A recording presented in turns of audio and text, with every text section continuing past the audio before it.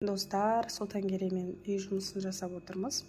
Жақында осындай планшет для рисования деген алып берген болатын. Өте ыңғайлы зат екен, сабақ оқығанға. Мұны үй тапсырмасын барлығын есеп шығарғанда қолданамыз.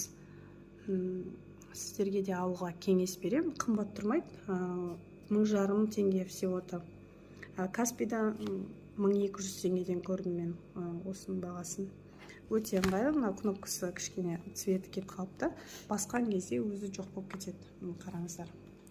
Ешқандай қағазды құртудың қажеті жоқ. Және де салуда өте оңай, кез келген сөз жазуға болады мына жерге. Есеп шығарғанда тіптен ыңғайлы екен. Қағазды қайта-қайта құртпайсың. Бассаң өшіп кетеді. Мінекей. И былай да қолданса болады. Мына жерге ручкасын салып қойсаң жоғалмайды. Артында өшіп қалмас үшін мынандай бар. Мынандай біліп. И мына